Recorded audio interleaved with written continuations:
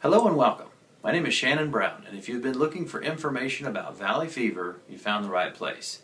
You see, I was fortunate enough to get an interview with Dr. Lance Dreher recently, and this interview is going to change the way you think about valley fever and the information that you know.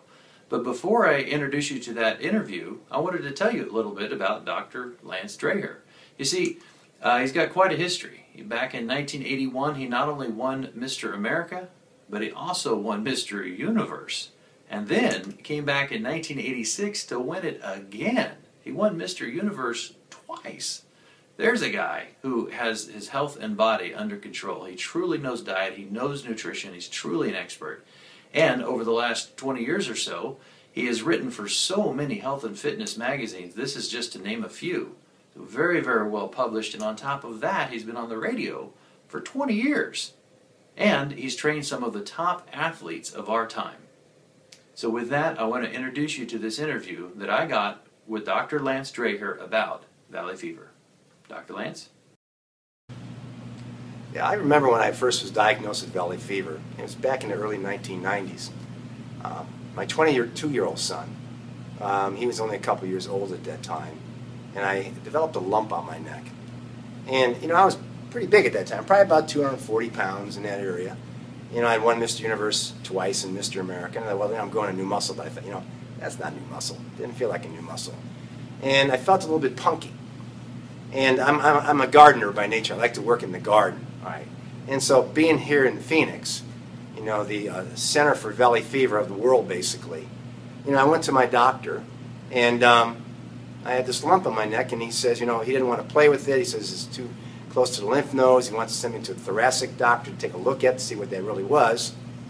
And he sends me into this guy, and he goes, so we have to operate. It's what he calls synovitis. The bursa was inflamed and swollen. So we can go cut that bursa off. So they did surgery, cut it off. The thing never healed. It kept pumping synovial fluid after they cut the bursa off the collarbone, the sternoclavicular joint, where the sternum and the collarbone join at the base of the neck on my right side. And so this thing grew back overnight. And it took them 3 surgeries, and I had a cosmetic surgery, a 4th one, before they actually found out what I actually had. The last doctor, he called me on the telephone one evening, I can remember this really well, and he asked me if I ever was checked for valley fever, and I go, no, why? He said, because we found some spores on some of the slides and material we took out of your neck from the surgery, and some of them showed valley fever, cocci, he called it. And so he said, I'm going to send you to an infectious disease doctor, which he did. And when I went to this infectious disease doctor, he did the standard test. They do a little prick test on your arm for tuberculosis and valley fever, and it came up positive for valley fever. And then he did a titer to tell me how well, it tells you basically how well your immune system is working or fighting against this infection. Then when he called me in the office, he told me about an 18-year-old female that they had just diagnosed 2 weeks before and died from the kind of valley fever I had, which is called disseminated.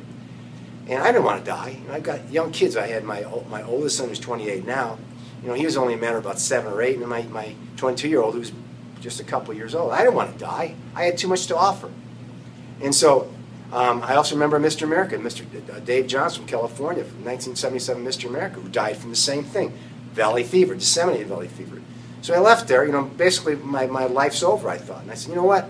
Not with me, not with Dr. Fitness, not with the nature that I have, not with the diet coach. And I started doing research and reading and studying and found out, you know, it was my diet. And even though I was on what I call a perfect health and story diet, which is whole grain, higher carbohydrate, I avoided fat like the plague, took tons of vitamins. I get the worst kind of valley fever you can get. Less than 1 to 2% of people get valley fever get this kind. And it doesn't go away. They'll tell you that it's going to kill you. Okay, you'll be on these powerful anti-drugs all the rest of your life. And this is exactly what he told me. And so I started studying research and said, you know what? Valley fever is a mold. It's a fungus. And these types of microorganisms, they don't metabolize energy like you or I. They're in the same family of cells, but they don't use fuel or food like we do.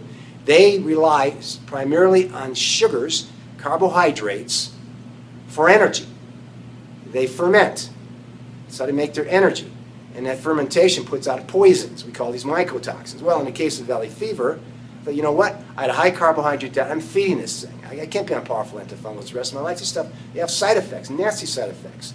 And so over a period of 6 or 7 years, I kept extending the period of time that I was on and off these medications to a period where I was 2 years not using the medication. Kept going into my infectious disease doctor. I remember that one office visit when he says to me one day, "Boy, Lance, these medications are really, really working well for you, because for 2 years now we're seeing your titer coming back 1 to 2, 1 to 4, 1 to 2, 1 to 4, which literally is stable, non-detectable, and that's a level that's really acceptable." I said, "Doc, I'm not taking the drug anymore." Haven't for 2 years. He had a fit. Told me if I didn't want to use him for a doctor anymore, I can get a second opinion from somebody else. I said, no, calm down, calm down. Started talking to him about, he started asking me then what I did. I told him the kind of exercise and the kind of diet I followed. He said, that makes sense. That makes a whole lot of sense, because he said I had a gentleman I was treating with HIV who did the same thing, and he had been off medications for a number of years as well. Then I started talking about pH. That's a big thing, because if you create this environment where microorganisms cannot grow, okay, and if you're more alkaline, like you're supposed to be, we have a much more functional immune system than some lower level of life, and valley fever falls in that category. So one of the best things that you can do as a valley fever survivor or someone who has valley fever is to keep your body alkaline and to follow a high pH diet of vegetables, a little bit of fruit, good lean sources of protein, exercise correctly, don't over-exercise, don't under-exercise, manage your stress, and make sure you drink plenty of water that's alkaline.